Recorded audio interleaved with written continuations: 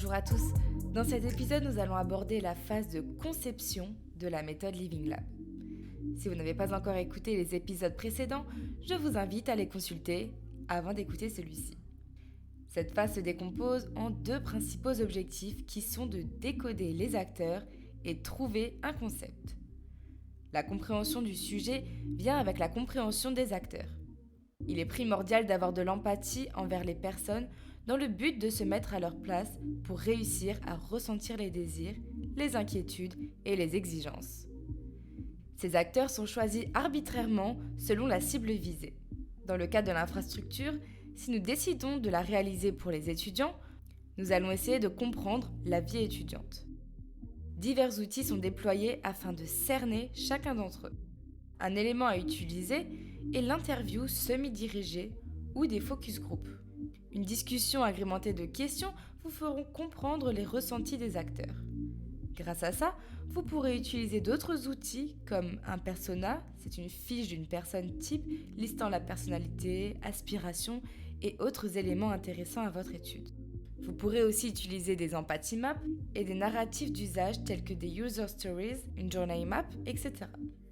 Tous ces dispositifs nous aident à établir les exigences des acteurs. Cela nous permet alors de définir un cahier des charges à partir de ce qui a été découvert.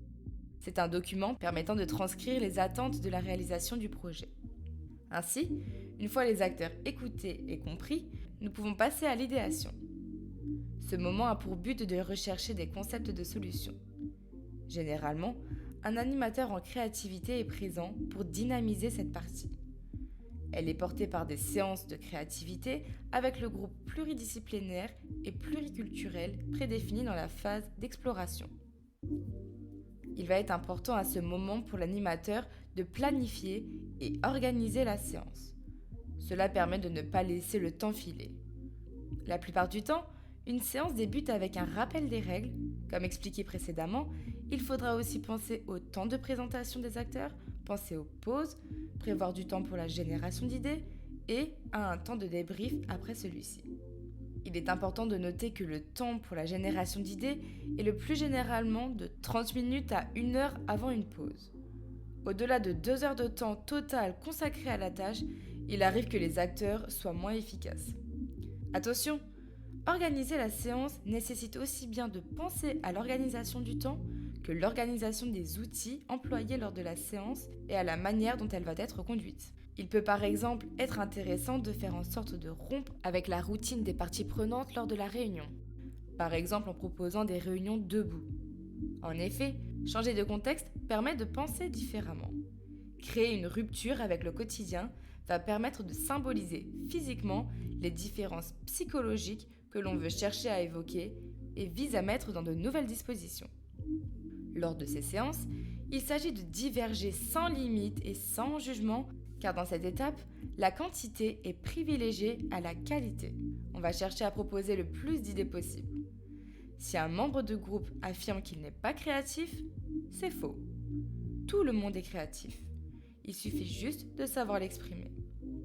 Pour cela, des outils sont utilisés pour générer un maximum d'idées. Par exemple, le brainstorming, l'acronyme, la mind map, le scamper, etc. Cette phase est ainsi faite en co-création avec différents acteurs. Cette phase d'idéation est suivie d'une autre phase, une phase d'exploration. Autrement dit, après un large panel d'idées exploitables ou non ressorties des séances, vient le moment de la discussion. Une convergence vers les idées porteuses de sens et de potentiel est faite pour se concentrer sur certains concepts. Ainsi, lors de cette étape, on procède à une maturation des idées. À partir de là, il sera possible de procéder à la phase suivante, l'expérimentation. Il sera ainsi possible de tirer différents premiers prototypes, très sommaires et très simples. Par prototype, nous entendrons naturellement un premier exemplaire, un premier modèle pouvant être présenté. Il n'est pas nécessaire que ceux-ci soient fortement poussés, mais vont servir de support à la conception, permettant d'attester l'idée. On les confronte et on en sélectionne certaines. À noter que les usagers ne sont pas toujours présents lors de l'étape d'idéation et de recherche de solutions. En effet, La participation des parties prenantes n'implique pas que c'est l'usager qui fait la conception, il est expert de ses besoins et de ses usages. C'est au concepteur de les traduire en solutions. Dès lors, dans cette phase-là, ce qui est important dans un premier temps, c'est d'aller chercher les techniciens, les entreprises, etc. Néanmoins, ils seront d'une grande utilité lors de la phase suivante, soit la validation. En effet, ils doivent être présents pour valider des propositions de storyboard et prototypes. Ils vont pouvoir aider à choisir entre différentes propositions d'idées de solutions. Il est nécessaire de confronter les idées aux usagers car il arrive que certaines idées, une fois proposées aux usagers, ne fonctionnent pas. Comme la méthode est itérative, si lors du prototypage, les résultats ne sont pas ceux escomptés, un retour sur cette phase de convergence, voire d'idéation totale, sera faite. Il est aussi important de savoir que l'ensemble de la phase de conception n'est pas menée en une seule séance de Living Lab. Cette étape, comme la précédente et la suivante, vont nécessiter plusieurs séances. La phase de conception sera validée une fois les usages expérimentés avec les parties prenantes acceptés et une fois que le projet est assez raffiné, aussi bien en termes de contraintes que de performances non plus seulement attendues, mais réalisables. Cela nous amènera alors à une prochaine grande étape, le prototypage, qui vise à amener au déploiement. Au final, il est important de savoir que l'ensemble des grandes étapes, que ce soit la conception, le prototypage et le déploiement, on trouvera généralement une structure similaire qui consacre du temps à l'idéation, l'exploration, l'expérimentation et la validation, comme nous l'avons vu dans l'introduction.